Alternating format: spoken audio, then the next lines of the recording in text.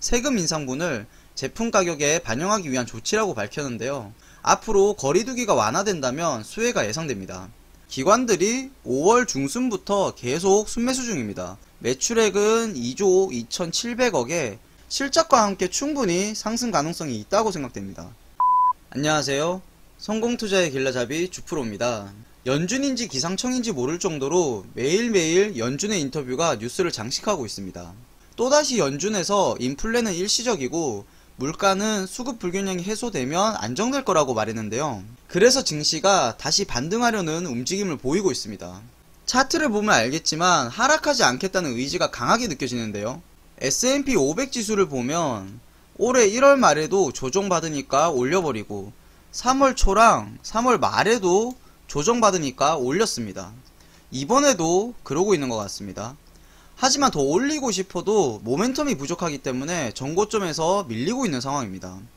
여기서 돌파가 나오길 희망하지만 현재로서는 지켜볼 필요가 있는 구간입니다. 그래서 지금은 성장주보다는 저평가 우량주나 코로나 이후를 내다보는 종목이 필요한 상황입니다. 첫 번째 종목은 하이트 진로입니다. 다들 잘 아시는 주류회사니까 기업 설명은 생략하겠습니다. 지난달 기사지만 하이트 진로가 오비 맥주에 이어서 일부 맥주 제품의 가격 인상을 단행했습니다. 자, 올해 변경된 주류세의 영향으로 인상폭은 오비 맥주와 동일하게 1.36%입니다. 국민의 입장에서 보면 세금 좀 그만 올렸으면 좋겠지만 하이트 진로 주주 입장에서 보면 호재가 될 수 있습니다.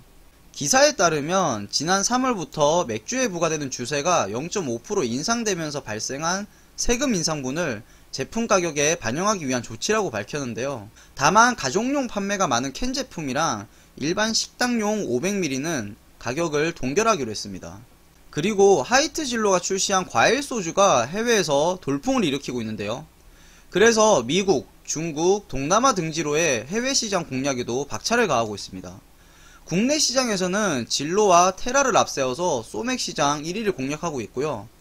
특히 하이트 진로는 업소용 채널 비중이 높기 때문에 앞으로 거리두기가 완화된다면 수혜가 예상됩니다. 그렇다면 하이트 진로의 올해 예상 실적도 살펴보겠습니다. 하이투자증권에서 발간한 기업 분석 보고서를 살펴보면 하이트 진로의 올해 1분기 매출액은 5,350억에 영업이익은 530억으로 영업이익이 전년 동기 대비해서 약 10% 증가했습니다. 특히 주목할 점은 거리두기 강화 및 영업시간 제한 때문에 국내 시장에서 판매가 감소했음에도 불구하고 해외 수출 확대 덕분에 시장 예상치를 상회하는 실적을 기록했습니다. 업소용 판매 채널 비중이 높기 때문에 당장의 폭발적인 성장은 힘들지만 코로나 이후에 수요가 회복되고 기존 시장 점유율을 유지한다고 가정하면 아직도 업사이드는 많이 있다고 볼 수 있습니다.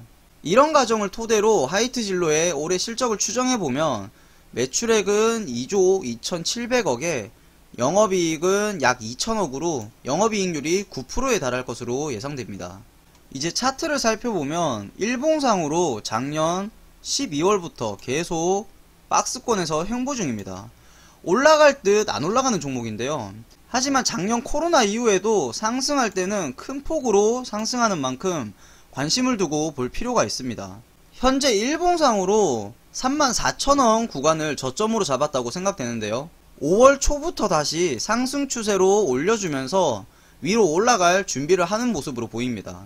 계속 횡보하던 종목인데 요즘 들어서 기관들의 매수세가 계속 들어오고 있습니다.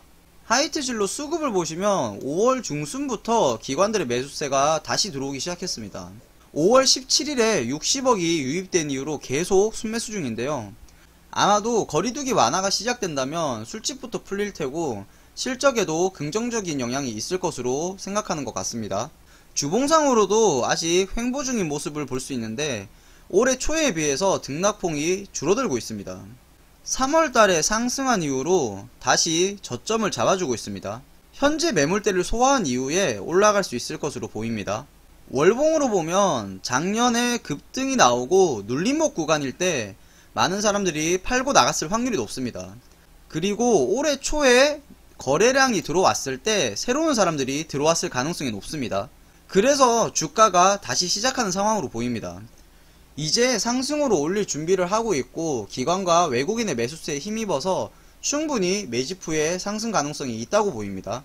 다만 하이트 진로는 사회적 거리두기 정책 영향을 많이 받을 것으로 예상됩니다. 실적도 그 영향을 받을 거기 때문에 단기적인 관점보다는 중장기로 보는 게 중요합니다. 코로나 이후를 대비하는 종목이라고 생각하시면 좋을 겁니다. 두 번째 종목은 세방전지입니다. 세방전지는 로켓 배터리로 잘 알려진 기업이고 자동차나 산업용 축전지를 제조, 판매하는 기업입니다. 현대차의 배터리팩 납품업체 선정 이슈로 2차전지 관련주가 됐습니다. LG에너지솔루션과 현대자동차가 이르면 다음 주에 인도네시아 정부와 전기차 배터리 합작사 설립을 공식화한다고 합니다. 양사가 동남아시아에 전기차 배터리 공장을 설립하는 건 이번이 처음인데 동남아 전기차 시장을 선점하겠다는 의도로 풀이됩니다. 자카르타 외곽에 10기가와트 규모의 공장 설립을 계획 중인데요. 하지만 LG에너지솔루션에서는 아직 정해진 바가 없다고 밝혔습니다. LG에너지솔루션 관련주도 있지만 이번에는 현대차의 배터리 관련주를 살펴보려고 합니다. 세방전지가 현대차의 배터리팩 납품사로 선정됐다는 뉴스입니다. 그동안 현대차는 현대모비스를 통해서 배터리 모듈이랑 팩을 공급받았지만 새로운 협력사로 세방전지를 선정하면서 주가가 강세를 보였습니다. 그렇다면 왜 그 많은 종목 중에서 세방전지를 골랐냐? 세방전지의 수급을 보시면 기관들이 5월 중순부터 계속 순매수 중입니다. 5월 14일에 순매수를 시작해서 5월 18일에는 대량으로 17억 원의 순매수가 유입됐습니다. 외국인 또 매도보다는 순매수가 더 많이 들어오고 있습니다. 세방전지를 지금 살펴봐야 되는 이유는 기관의 수급 때문입니다. 기관들은 실적이 좋은 기업을 매수하기 마련입니다. 세방전지의 올해 1분기 실적을 잠깐 확인해보면 매출액은 3,200억으로 대동소이한 반면에 영업이익은 전년 동기 대비 42% 증가한 290억의 깜짝 실적을 기록했습니다.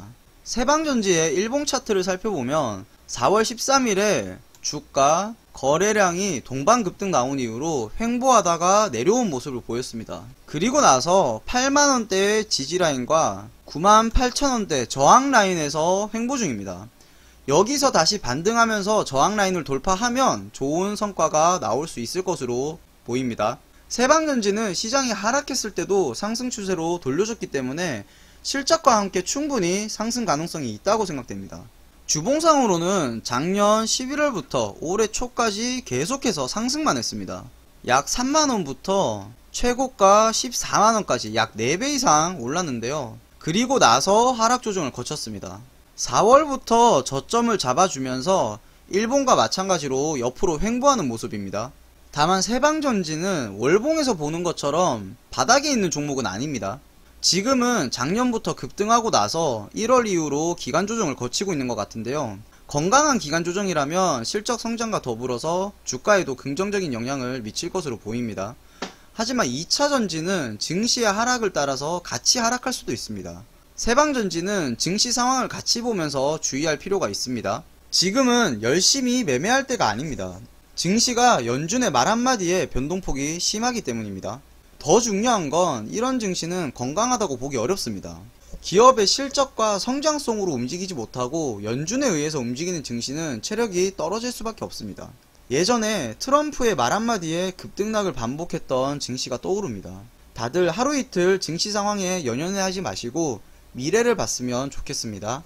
구독과 알림 설정하셔서 우리 다같이 미래를 대비하시길 바라겠습니다. 영상이 마음에 드셨다면 댓글로 여러분의 의견을 알려주세요.